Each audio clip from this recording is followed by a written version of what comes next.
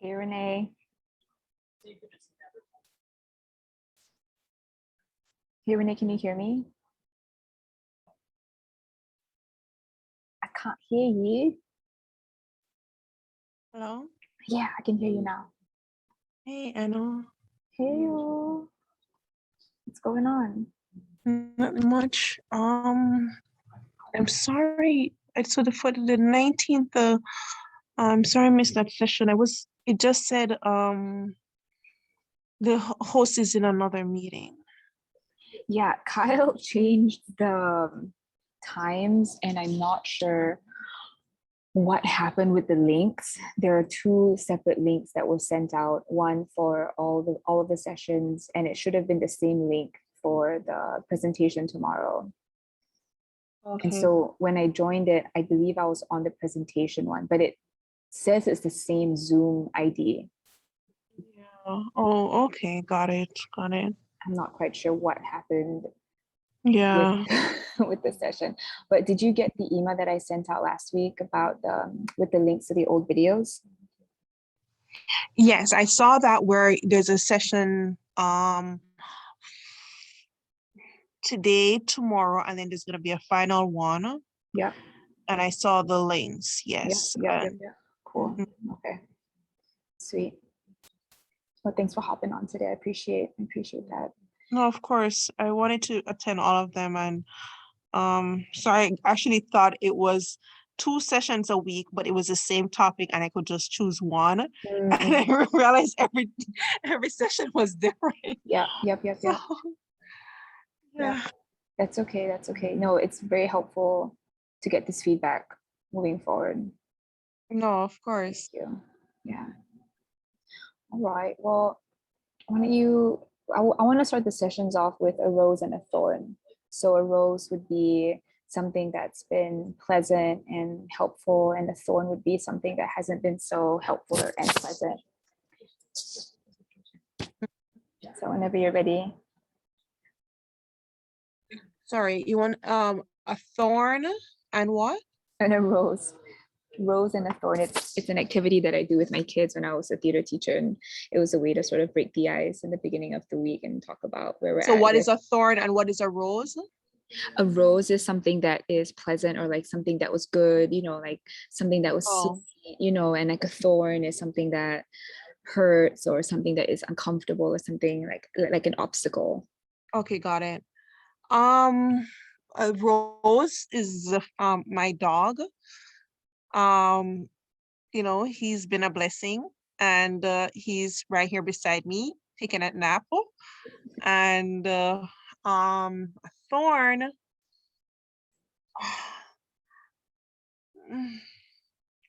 A thorn is, I'm still trying to, my business, just running my business on my own has been a thorn because I really want to grow. And I just feel like, I don't know, it's just something I'm not figuring out, to grow faster. And I'm still, I think something you said before when, I don't know if it was, it was one of your Instagram, because I watch it sometimes. And you actually do have some, inspirational messages. And you mentioned about, don't worry about the how, but like for me, I'm like, the how I'm struggling with, and because I want to grow fast and I want to grow this business into a company, and I want to make a big impact most of all. But I feel like everything is just happening very slow. Um, the reason is because I have a full-time job and I'm running my business. And I know I would go faster if I have a team, and that's what I'm trying to do. But it just feel like it's been, I've been talking to people, in terms of like marketers, because I'm looking for like a co-founder who has that, growth marketing experience, like skill sets that I don't have. But building that relationship, because you can't, it's just like a marriage, you can't just jump into it, or just give away equity. You have to see, hey, does it, go on a date with them, and kind of test them out, before you solidify the relationship. So that's been a thorn for me because I don't know what to do. And I feel like, yeah, I just don't know what to do. Sorry. No, no, it's okay. Long-winded. No. Renee, please don't ever apologize for expressing yourself. I was on a phone call earlier on today with someone that randomly found my business online, and she kept apologizing for something. And I was like, no, this is correct. Like, express yourself. Like, that's, Yeah. you know, that's the first thing. Well, I feel like something that we talked about in our very first conversation, and you said, I want to really scale my business. A download that I got from then, which I didn't express because I didn't want to, throw a wrench in your plans. Like, you have your goals and your vision and your dreams, and you have every right to have those things. But something that where we're headed right now spiritually isn't about what we want so much as what spirit wants. And and we all have our own relationship with spirit and the universe. But Renee, like, I feel like a lot of conditioning that comes from our society wants us to become like these Fortune 500 companies. But these companies were built on a system that was very unethical. I want to say that's a big reason why they were able to scale as much as they were, but it was always at the expense of someone else or something else. And so with what you're doing and your desire to create a big impact might be caught up in that paradigm where, only if I have 5,000 employees am I really being able to make a big, maybe you're making a huge impact by you doing what you're doing, choosing to be an ethical business. That, that choice alone is massive, and it might not feel like it is based off of numbers or following or any of that, but I feel like something that go back to what your why is, and like what propelled you to make this transition away from your original idea, and then the desire to like be bigger and faster and like all that stuff, like that's tied up in a paradigm that's fading away. You're absolutely right. Absolutely right. I was listening to something over the weekend, and they're saying that, well, it actually mentioned something about the spirit, because they said things that start with the spirit, but yet you try to complete it, or with the, well, they said the flesh, right? But it's just like me now trying to just, okay, fine, I was inspired, for this, to have this, I had this vision for this business.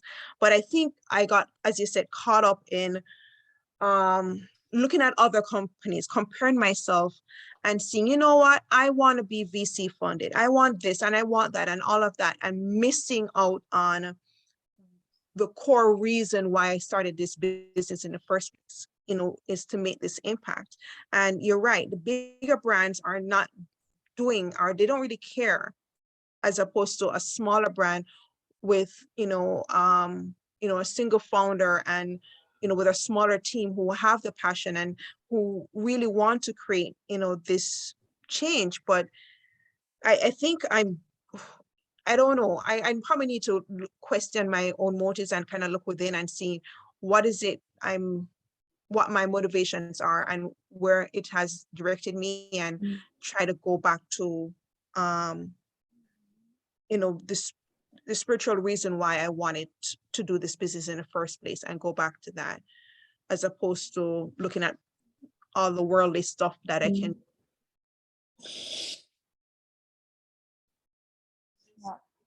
What about you? Boy, a rose. Well, there's so much more I want to say about that, but I feel like that's a good place to start. Yeah, to co-create with spirit. A rose would be finally getting a office space and having Wi-Fi and coffee and air conditioning and bathrooms is such a blessing, and a place to park in the shade so Mika isn't overheating. Like yesterday, we were both very, very hot in the sun for 3 or 4 hours. It was not fun at all. And then, getting a gym membership so I can take showers and stuff. A thorn would be, this ulcer in my mouth is really hurting. I bit my mouth last Thursday eating Yeah. pizza that I wasn't supposed to eat.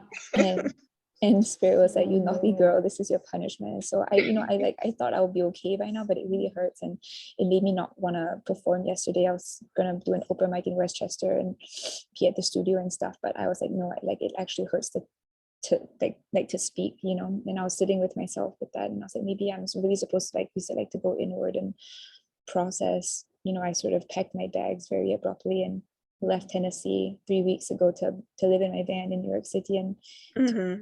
carry out this mission without really much sort of a plan and sort of like going along, figuring out as I go along. But my car needs an oil change and I'm down to like my last $100 and something, and I can't find my Singapore currency. I don't know where it is. It's not, and it's just like, wow, like God is. And then I was walking back from the bank today after putting in like $50 so I could top up my phone. Like, like really like crazy shit, and I was walking back and I was talking to Spirit, like, you're really teaching me how to work with very little. Like you're really, really showing me the edge. My edge. Oh boy. I don't know. It's, I can't say that I can put myself in your shoe 100% because no one is in your shoe except for you. But it was just something I thought about, and it's just funny you said that, is that I do focus on like trying to get more. Like I need more money. I need, I wish I had more, people and all of these things, and it was something that came to me over, that said, there's actually so much you can do with little resources that you have, that or what the resources that you have now, and instead focus on what you have now. And it was just, so when you said that, it kind of brought me to that thought. And I know I don't know exactly what you're going through or anything like that, but I do know, because this year, I mean, I would probably have to tell you another time, but I've actually gone through three, 3 times in my life where I was without a job, right? And this year, for 6 months, I was without a job. I had my business, don't get me wrong, but my business doesn't sustain me. Mm. And of course, but looking back now, because I have a job now, so I can now look back, is that even when I was without, I was still provided for, meaning that I still had a roof, I still had was fed and all of those things. And for some reason, I was either able to make it to like the last bill, like if I had a medical bill, I, found something, but,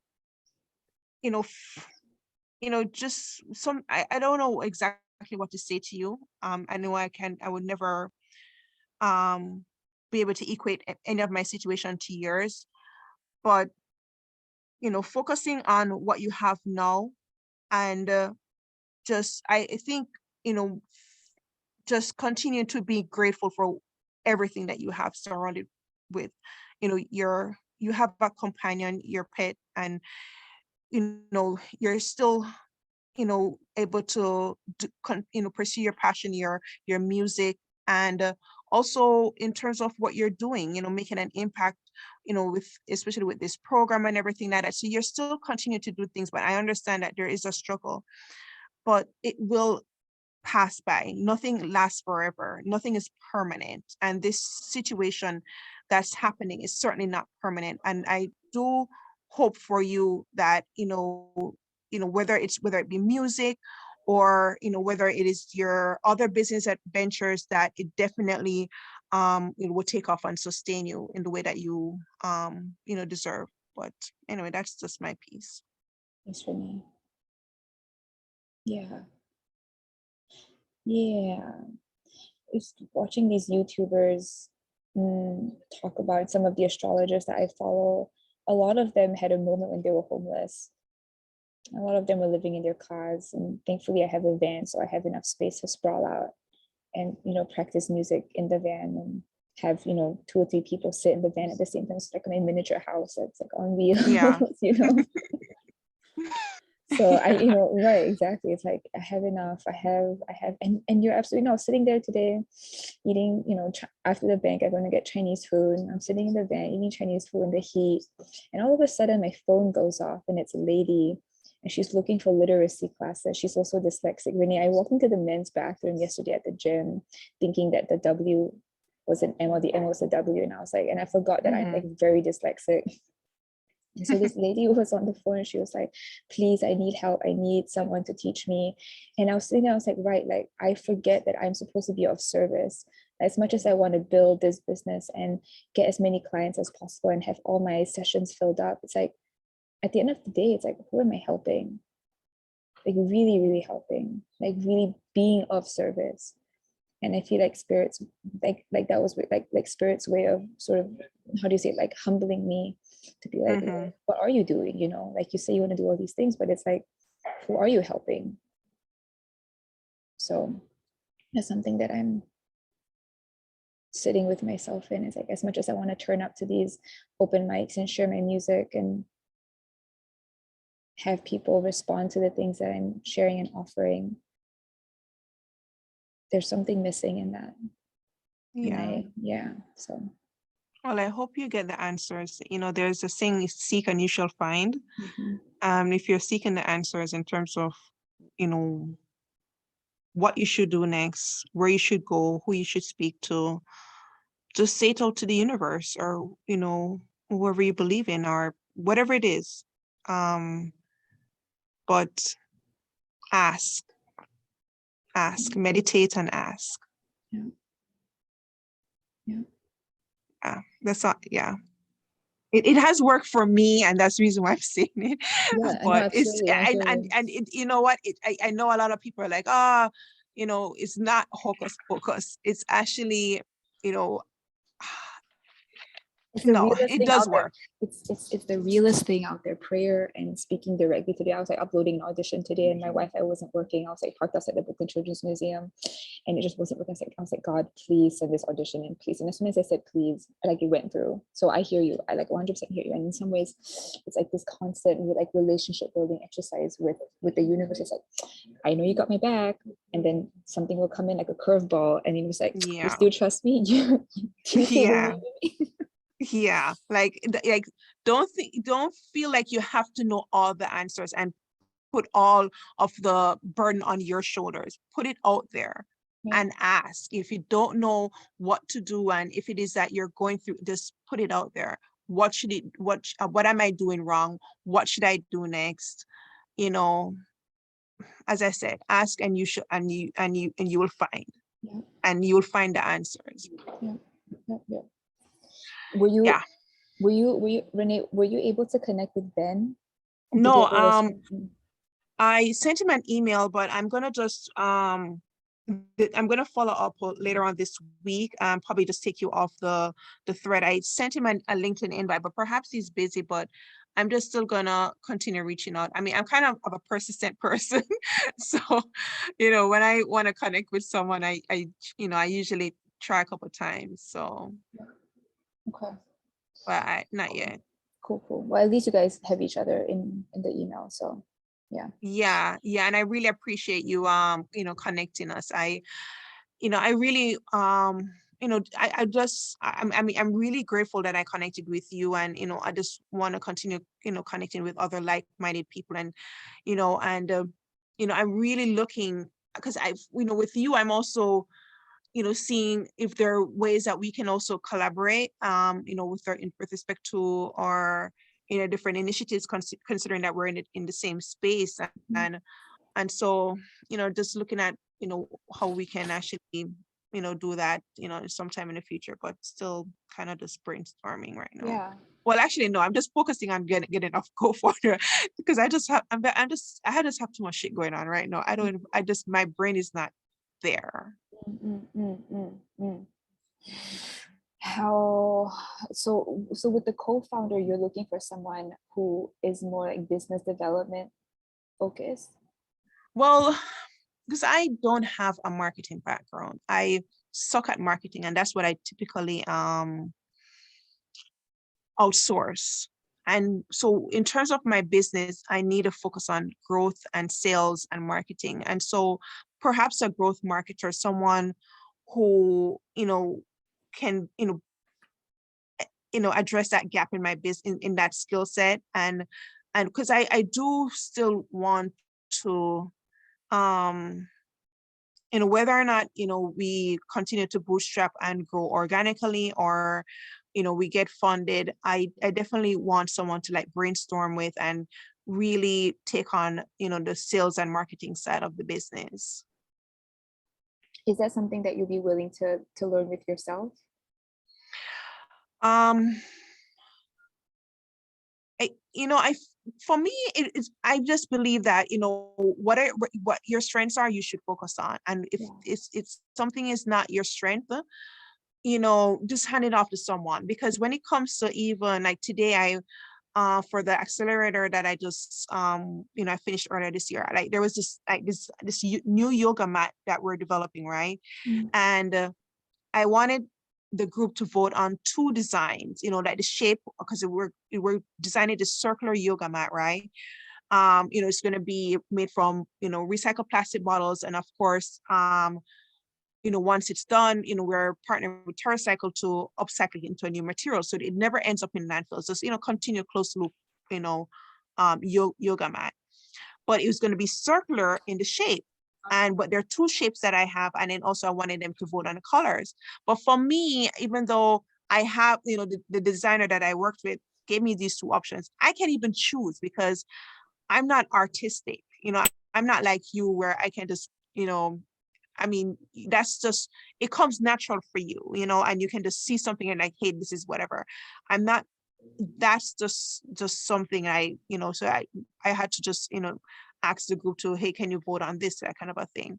I just believe that I take longer to make a decision when it comes to marketing. When it comes to sales as well, I definitely want someone, would love to work with someone who can, help, with business development and all that kind of stuff, especially with the B2B side and talking to people, yeah. Okay. I just, yeah. Okay. So two or three things. The first thing, Renee, when you say like this is not my strong suit, like, so then I want to counter that and ask you, like, what is your strong suit? Like, where do you see yourself in this thing of your business? Well, I definitely operations. I'm more analytical. More, pretty much management and running the business. But in terms of the, the design aspect of the business, and in terms of marketing and sales, it's not my strong suit. I don't like talking to people. And that's the thing where my mentors say, well, if you don't like talking to people, why are you a business owner? I know it's a paradox, but I would love to have a co-founder who balances me out, and and provides the where I'm weak at, where they would actually help to supplement that. Okay, so what is the scope within operations when you say operations? I mean, operations have to do with supply chain. Operations have to do with you know finance, and accounting, and looking at the numbers and looking at, hey, where, and even strategy, like I'm basically wearing all the hats for my business right now. So operations does span as I said, manufacturing, working with different supply chain partners for different aspects of the things that we do. Yeah. Okay. Much. Have you? Yeah, go ahead. Sorry, go ahead. No, go ahead, Renee. So you were mentioning early, that you were looking into, well, I guess maybe it's part of your reveal, because you were saying that you and Ben were working on something in terms of like upcycling, into a new product. Are you guys going to be manufacturing that yourself? Ben is his own artist, and he has these massive projects that he works on with banks and council people. The hope really is to gather Susan, Gary, and Ben for a large scale upcycling, sculpture making, dreamscape story time plastic museum creation. My dad's an engineer, and so I have a little bit of access into the construction world. And when I was a real estate agent, that was something that I was exposed to as well. The dream, Renee, is to create a plastic museum in Nevada, a physical museum that uses plastic waste from around the West Coast to create blocks of plastic that will then be figured into the museum space.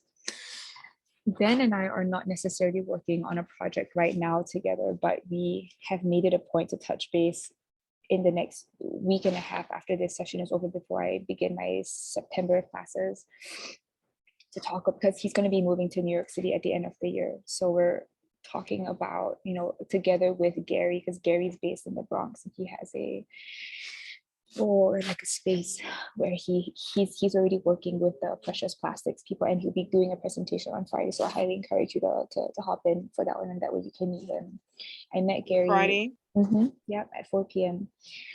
I met Gary last year. I was Googling like who runs a precious plastic facility in New York City, and the only two places that did were institutions.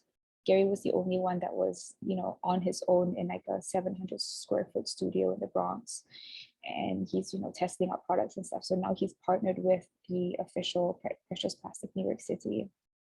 My vision, the vision, like my partner was asking me, like, what's your goal? It's like to bring the vision to fruition. And like the vision is to create these healing hubs with shredder machines in them, where we create this community-based, how do you say, like upcycling, collecting the plastic from the trash. We are grouped up in teams of 6, and I'll talk a little bit more about this tomorrow during the presentation. Okay. I was sitting in my van on Saturday or Friday night at like 4 a.m, and the vision came to me. I guess like little pieces of the puzzle have been like slowly given to me, and like the formation of New York City is the grid. I know there's a lot of information, but like there's a specific format on how we're going to be collecting this waste, and how we're going to be collecting the homeless, and where the homeless are going to go, and where the plastic is going to be dropped off at. So I'm figuring out the mechanics of how to generate income from the plastic pellets when we shred the plastic, so that the income can be, both reinstated into the healing hubs, and also paying for the 3-month subscription for B2B businesses and restaurants in New York City first.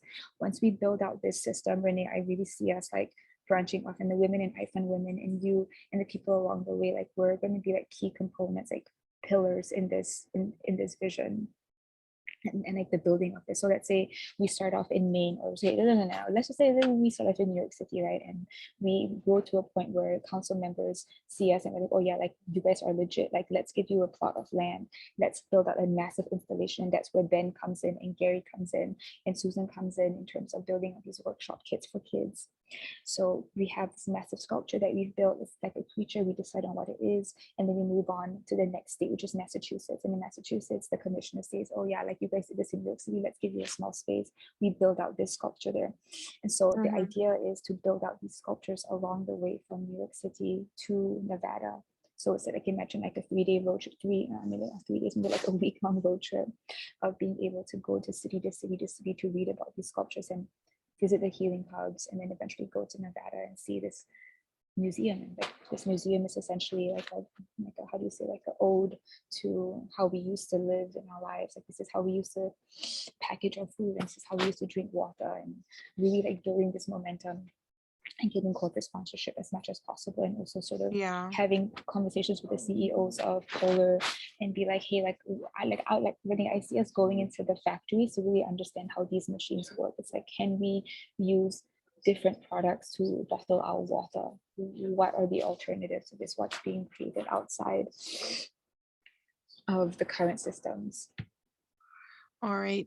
So you mentioned about like about the logistics of everything in terms of where to collect the waste, and also, well, there were two things. Where and who you should partner with, and like in terms of like getting, is it that you're trying to get other, like how you're gonna get it in the first place? Who and how you're gonna get it? Yeah, who who is people like the interns who read about what we're doing and they're drawn to what we're doing. The the space will again, this is like, I feel like this all falls in the how. I don't have an answer for how it's going to happen. Mm, I Well, feel no, go ahead. I feel like it will start to manifest once I get myself stabilized. Like I can't be, looking to be a guide for the rest of the world when I don't have my own life in order yet. So like I need to really focus and manifest an apartment for myself because winter's going to be coming in about a couple of months, and I need to make sure that I have a safe space to be living out from the front. None of this is gonna, Yeah, you know what I of mean? course. Yeah. So there's that. So I feel like I give myself a month to really get myself financially a little bit more stabilized, really push my sessions out and partner with as many schools. And the next step that I need to do is register my business as a vendor so I can start teaching in New York City. Ideally, I want to teach in colleges and like go into a college session once a week or twice a week and build this session out with it, because I'm really targeting 18 to 25-year-olds. From my observation over the last 6 months, there's a demographic of kids who feel really aimless, especially on TikTok. They're just like, I don't want to work for the system. I'm not happy with how things are. I don't want a full-time job. And so that's the demographic of people that I feel like we will be drawing from, people who care about making the world a different place. Okay, got it. One of the things, I think I mentioned it to you before, but any bag project, right? They collect plastic bags from all around New York City. And so they collect it from schools, from supermarkets, and there was a third one they mentioned, because it was a post, say follow me on Instagram. But it also, the recent post is that they got some of their plastic from Ground Cycle. So Ground Cycle, they go around New York City collecting I think it's compost, Yeah. right? From residents. But I think they now expanded into, I don't know how they do it, getting the trash now. I don't know but I think they started to expand into trash. Sorry, not trash, plastics, right? Mm-mm-mm. And they work with any bag to give them the trash. Um, I would actually reach out to Ground Cycle, but also, as I mentioned before, in terms of getting the materials that you're looking for, schools that would have, these things, these excess, bags, the supermarkets, and these retail stores to just hand it over, take it off your hand. And especially for them, especially if, creating awareness and, hey, why don't you move to, more sustainable, packaging, and we take these off your hand and that kind of a thing. But in terms of collection, that's one way to go, because I know that any bag, what they do, they take the plastic bags that they collect, and they turn it into this bag, what do you call it? A tote bag. So they make tote bags from the plastic bags, that we get at the supermarket and stuff like that. Yeah. And then now even like a couple celebrities are now wearing them. It was even featured on Paris Fashion Week. But this is just still a small brand in New York City, where they're taking New York City trash and making it into the bags. But it was just interesting how he got it in the first place. So he's not paying for it. He's just, from one of the posts I saw, they actually, as I said, schools, I don't remember. Schools, he said supermarkets, and there was a third one. Mm-mm-mm. And then now on the last post I saw that they were working with Ground Cycle in terms of getting some of those trash that they get, that they collect from New York City streets. And then, and but nonetheless, I think Ground Cycle, they work with cyclers. So they would go around and people would put their compost. And so I'm assuming they put the plastic trash at the front of their doorstep or wherever Mm. at certain times for them to just pick it up and collect it. And then now you would actually then get that that trash or that they're collecting. Yeah. I'm looking them up right now. They're called So Grown Cycle, Grow Cycle yeah, so Foundation. 1 second, let me find the post again. Where did I find it?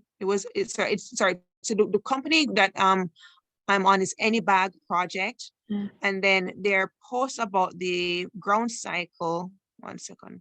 I don't know why I lost it. I'm just trying to find it again.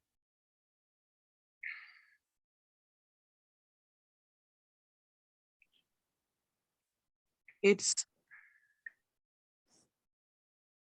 Oh, I see the Any Bag. Yeah, I see them. Okay, cool. yeah, Ground Cycle. So it's at and then underscore and then ground, which is GROND, and then cycle, CYCLE, Ground Cycle. Renee, could you drop the link in the chat, please? Yeah, of course. Thank you. Makes sense. So this is the Instagram link for Ground Cycle. And then the other one is Any Bag Project. Thank you.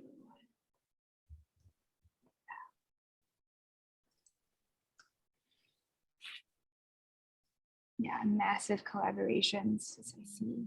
Yes. Yeah, I just think in terms of what you're doing, it has to be a collaborative approach. It for something as big as what you're doing and in terms of making an impact, it has to be a collaborative instead of just trying to figure it out on your own. Yeah. I know I'm very done doing that. I'm very over it. Yeah. Don't feel like you have to take on all the burden yourself. No, absolutely not. It's not even that, it's like finding people that actually care and Yeah. people who show up consistently to work on this with me. And people want to get paid and I can't pay people right now. So I don't blame anybody. Yeah. Well, Well, I think finding, as I said, as you mentioned earlier before, that age group, where that Gen Z, where they're just because they're so socially conscious, and aware, that's definitely the age group to target. They're much more socially aware than even I am. But yeah, I would just contact Ground Cycle for sure. Okay. All right, open another tab and make sure I keep this open. Yeah, I definitely hear you. And like, oh man, like my social media presence, like really, I don't talk to people about this on iPhone. It's like I don't care about social media, but it's like, I don't know, it does matter. It really, really does matter. So I hear you on finding people to, and then the other thing is, right, like maybe that's the thing that we have to do. Hold on, I'm gonna send you an email actually. I'm gonna forward you. Have you heard of Her Brand Co? Her Brand, which is HER. BRANDCO. It's this one here, they just invited some people to apply for their marketing mastermind. I've attended a couple of their sessions and they're really, really awesome. I sent it to you in case that's something that you have time to take with them. But Okay, I'll look at it. Yeah. I see. Well, yeah, because I see this marketplace that I just signed up for, a marketplace for women, women-owned businesses. So I see that they're following them actually. And then now I see where they mentioned Alex, because she's actually the founder of the accelerator that I just completed, the Get Shit Done accelerator. When I see they're mentioning Her Brand CEO. Okay. Yeah, I'll definitely look into it. I don't know. And maybe they are they were I would probably look if there were the owner or the founders was a cohort of the Get Shit Done. Mm, Yeah. Jesse and Mari, I believe, are the co-founders. Okay. I'll probably look on the platform to see if there were cohorts. Yeah, man. Any bag. This is kind of like the OD version of what we were doing about 4 years ago with Oh, Titties. And that's really? yeah, because that's what we were doing. We were collecting what you might call it, old t-shirts to make it. Like the idea was to collect enough t-shirts, but we never reached a point where we were able to scale it because I didn't want to make Titties a business. Everybody was like, start selling your bags. And I'm like, why do people, maybe not why, but like what is causing people to tell me to monetize something that I create immediately, like turn it into a business or start selling something? It's like, no, like that's not. I really had to hold my ground with that.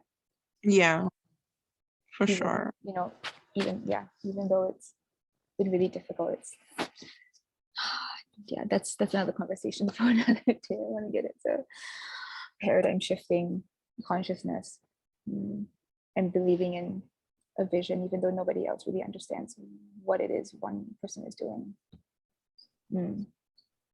Of course, of course. Okay, I'm gonna go back to the screen here, and I really wanted to have, so Kyle was supposed to join us, but Kyle is in his last cycles of COVID, and Emma and Caroline are back in school. So it's just me today.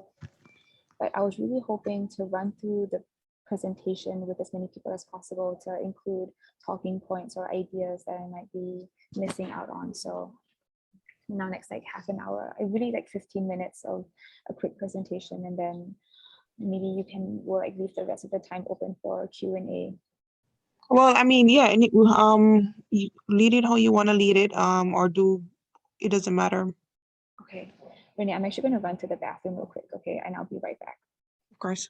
Okay.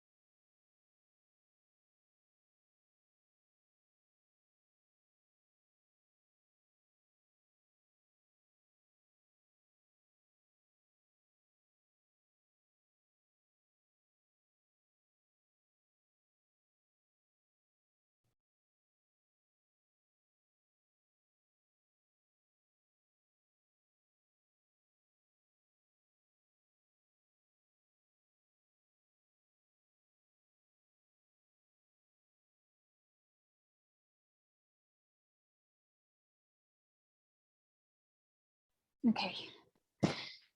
All right. Cool. So like I mentioned, tomorrow, hopefully Kai will be able to join us, but Carolyn and Emma will not be able to. So here, understanding our purpose. Liberatory Learners was born as a subset from Titties, and Titties is the inverse, is a space created from the inverse of the letter M, and the letter M stands for money, Monsanto, meat, military, and mandates. If you imagine a free space where people are able to be themselves and to express their different opinions without being crucified or subjugated to extreme judgment, that's sort of the embodiment, the spiritual element of titties. Also, titties is the literal feeding organism that's attached to a woman's body, able to feed life to a child. Mm-hmm. And that's sort of how we see ourselves as well. And I say we, it's like maybe like me and like the entities that are attached to the creation of this movement.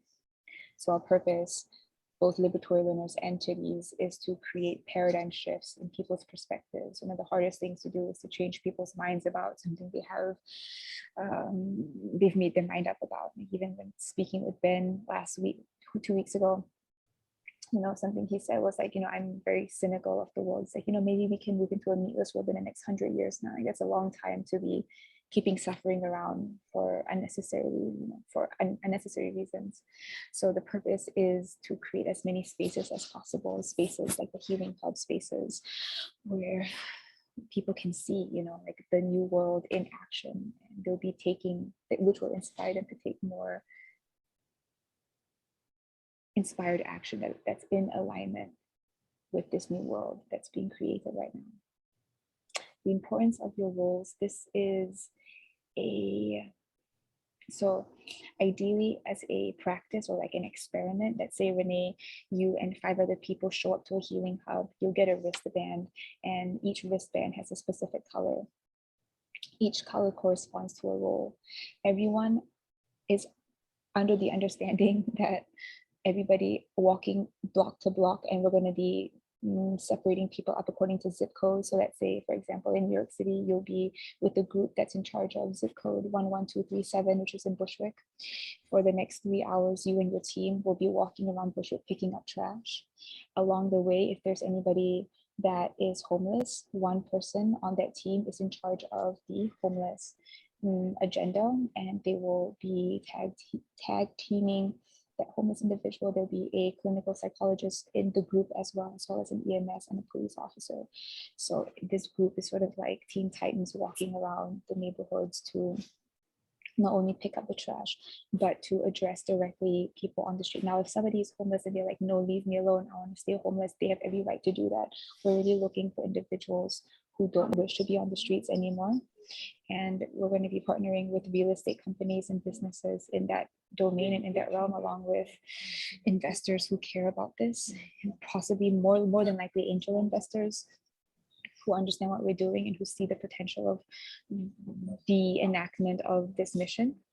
So the roles would be, so let's say like you're in charge of the plastic, for instance, right? And so we'll be picking up the plastic, and at the end of your 3-hour shift, we will take the plastic that's been collected, or the trash that's been collected, into specific bins and take it to a healing hub where we will be, how do you say, like parsing them out and reorganizing the plastic, either for shredding purposes, recycling, or to get rid of the waste entirely.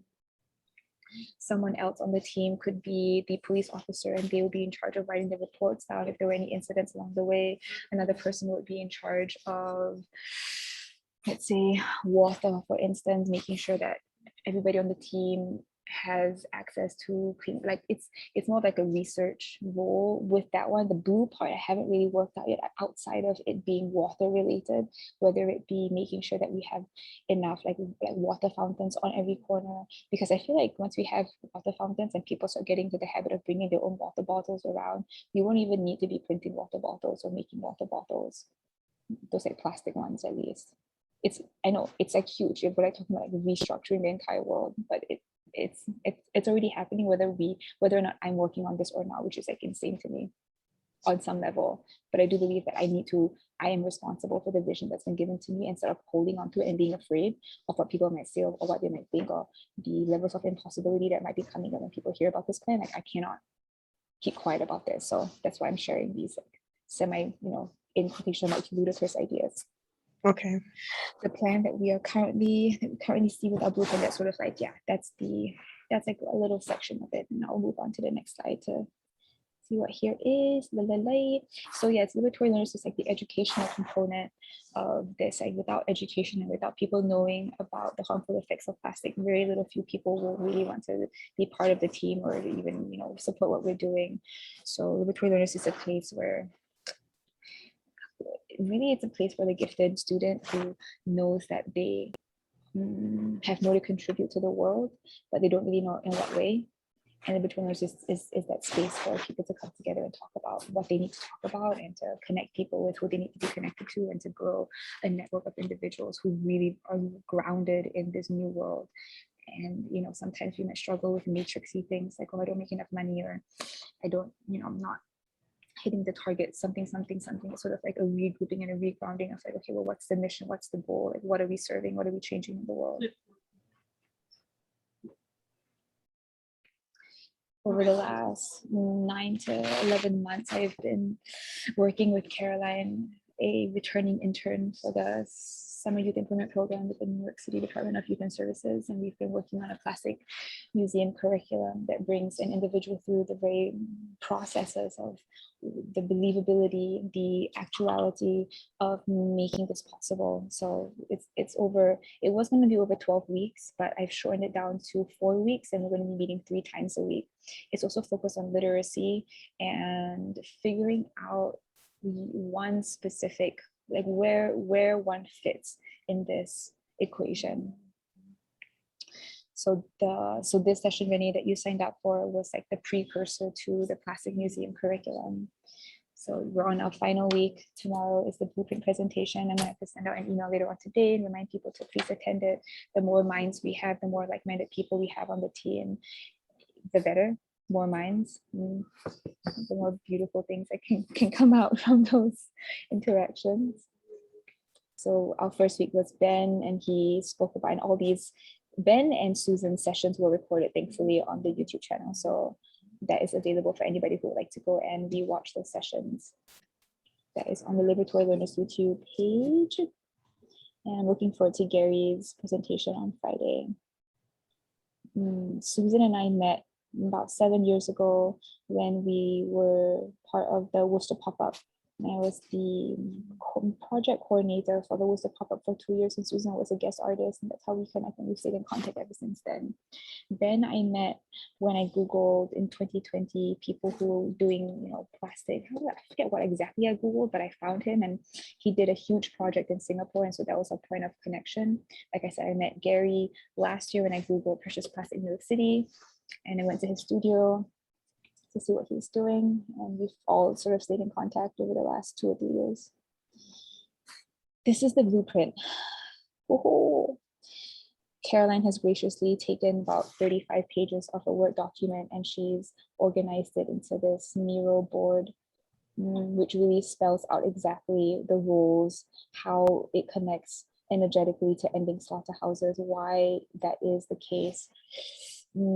I am struggling with articulating exactly how it will end poverty, but again, I return to the energy behind what we're doing as an undercurrent to propel, to shift the narrative away from lack to an area of abundance. And I believe the universe is making me sort of live out my principle by forcing me to live within a very, I would say, you know, on the edge amount of resources to really see how far I can push something with very little, as a testament to what it is that we're creating on a much larger scale. So this I will make a point to show people, share people, you know, share. I didn't want to include all of the blueprint in the presentation because I feel like it can be a little bit overwhelming, but I believe for tomorrow's session, it might be helpful to you know, to really show people like where all this is going and how it connects, and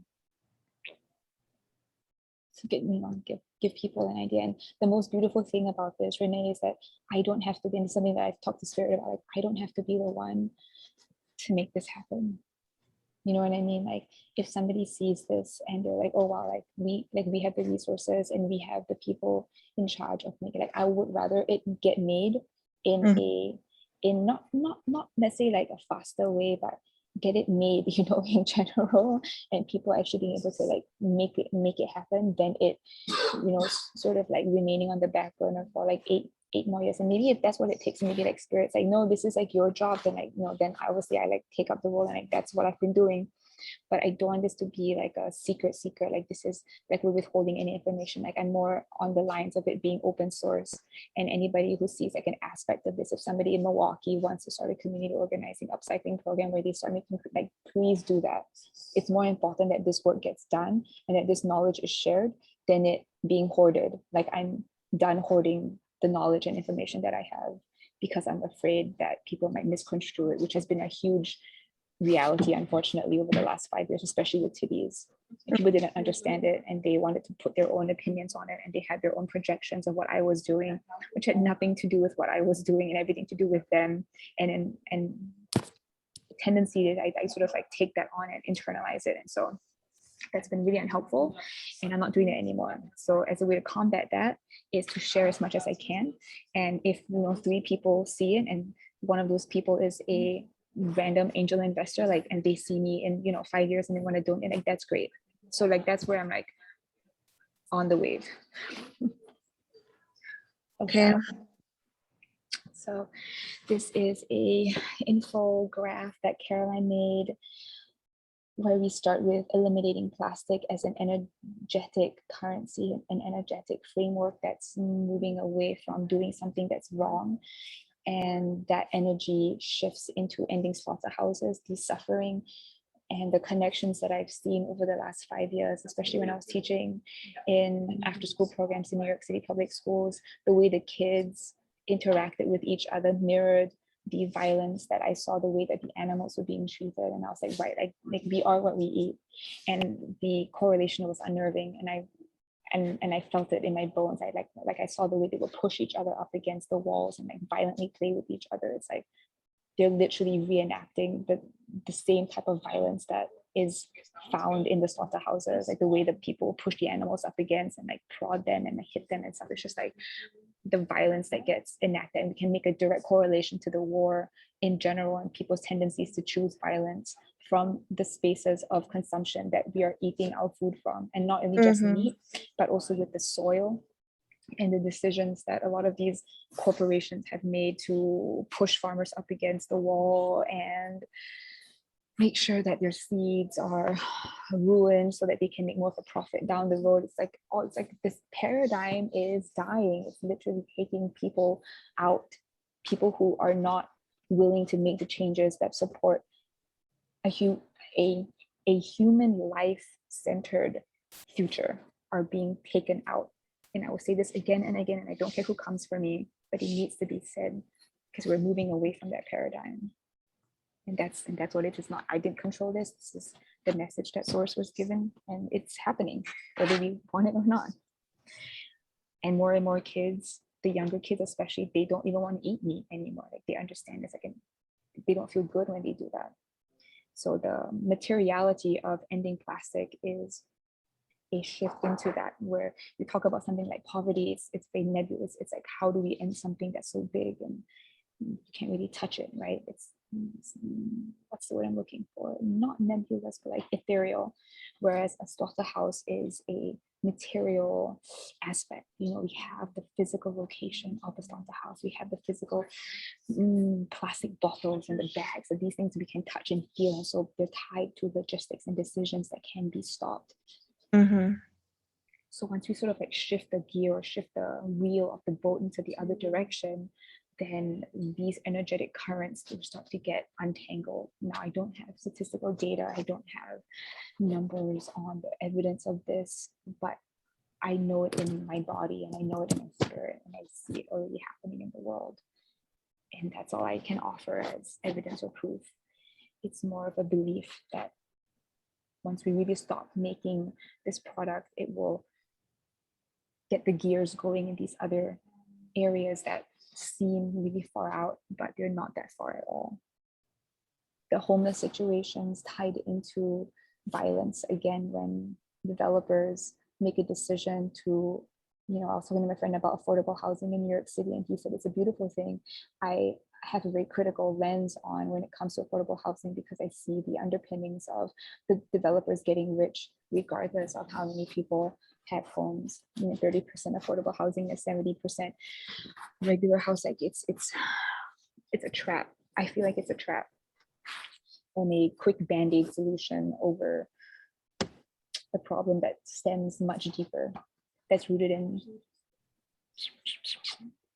deeper currents. Yeah. So that's sort of the Ouroboros effect of ending a product that is affecting everyone.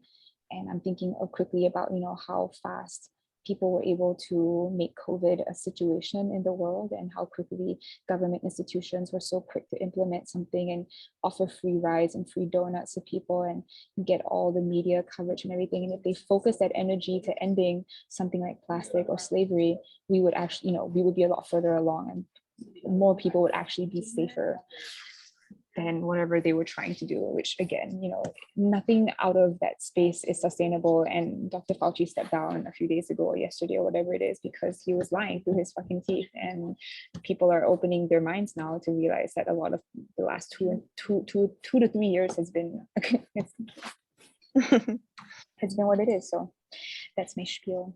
Thanks for listening, Renee. Of course. Well, if I may say something before you go, well, there was 3 points. Yeah, you mentioned again about hiring people to collect the trash. I will certainly look at, in terms of how you can do that on a more cost-effective way, by reaching out to Ground Cycle, in terms of partnering with them to do that. Because I know that what they do is, well, one, you could partner with them, or two, do a similar thing to what they're doing. So what they do is, where residents in New York City, they sign up for their stuff to be collected, right? The reason why I suggest you focusing on residents is that you'll be able to collect more trash, collect more volume, as opposed to going to homeless people. Because in terms of this project and trying to complete it, I know volume is trying to get working with a partner, we can get a higher volume and be able to reach your pounds of trash goal. It would certainly be faster if we work with residents that accumulate a lot of trash and the waste material that you're looking for, as well as businesses that also accumulate a lot of that trash. But in terms of logistics, because I know that they have, well, on the videos, they have that their team on these bicycles, and they're riding around New York City, right, doing that. So perhaps, just looking at the costs and looking at what's more economical, hiring, someone to go around, or perhaps partnership, or you work directly with residents, set up a system similar to Ground Cycle, where, hey, we'll take your trash off your hand, or your plastic waste, or whatever waste that you're, the material that you're looking for, and take it off their hand. But I definitely feel like partnership is the way to go in terms of collecting the volume. What's the second point? Oh, yeah, the second thing.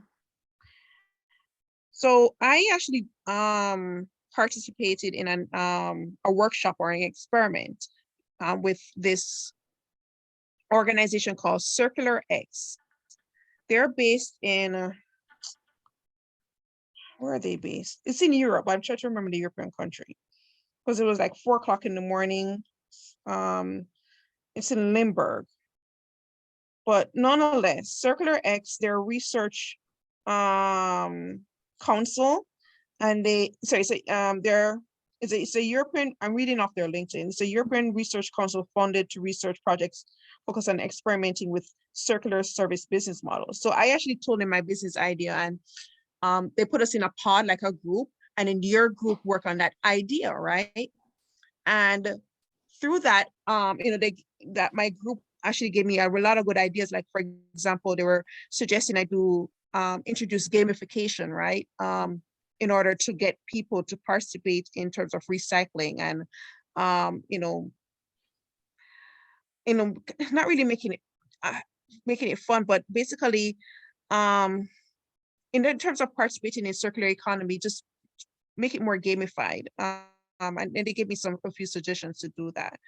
Like for example, like plan to like what, like ride the bus instead of taking the car for the week. What are, like doing a green activity and make it green and make it a game, that kind of a thing, Right. But nonetheless, green gamification, that kind of a thing. But nonetheless, it was like they work with experiments, and with your idea, it's because it's not fully fleshed out. I know that, I'm looking at their thing, that the last workshop they had was in June. Um, and the one I participated in was earlier this year. So they have it out every couple months, but perhaps it's something that you could look into, and attend one of the workshops so that they can also help you with brainstorming this blueprint that you have. Yeah. But that's what they do. They actually, yeah, this is pretty much what they do. And that's what we did when me and a couple other businesses, they have their business ideas, and then they put you into a group, and you pretty much worked on the business model in terms of that. Yeah, Cool. Thanks, Renee, for those leads. yeah. So I mean, and the thing is, Europeans are so far ahead in terms of the circular economy, and even the ideas that you're looking at. Perhaps there's something that was done in their for some other business, or even government municipality that is similar to what you're trying to achieve, and they could give you ideas, how they achieved it. Instead of putting people on foot, what did they do? What collaborations they made? So really getting ideas from across the pond, and looking at how, especially, which country is it? Like Switzerland, they're just so far advanced when it comes to sustainability and what they're doing. And so, and especially what the governments are doing down that side. And, in terms of circular economy and the tools. And I just don't think probably collaborating with them, and reaching out to them, even if they don't have a workshop coming up, but just reach out to them and ask if they could be included in something, or even just tell them what your experiment is. And they actually have researchers that you could collaborate with, because they put a couple of their researchers in my group, and they're the ones with ideas. Yeah. There's a 6-step process to ending plastic production on different scales, an individual, and then the community, and then the global. And then even within those spheres, there are different levels into that. Like as an individual, like can we really realistically, and then it's also like what people can realistically afford sustainable products. Like for the brand Blue Bottle, for instance, it's like, it's like $60 a month to clean your house, and like cleaning products are like 18% times a regular like dishwash, right? But there's so much better for the Yes. environment. So it's also sort of like, what demographic of individuals are we serving? And something that came to mind was that Kyle found a company that was doing something along the lines of a B2B business, but they're targeting people that have disposable income, can't afford to do these things. But what about the people like the bodegas, for instance, in New York City, or the Chinese restaurants?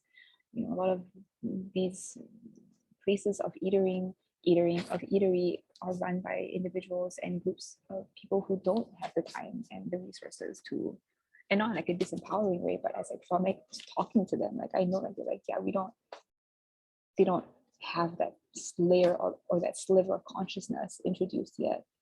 You know what I mean? It's a very different mindset. And so it's like using that reality check, it's like they're not being targeted as businesses. So I had a dream like 2 nights ago. My partner showed me like this, what do you call that? Excel chart.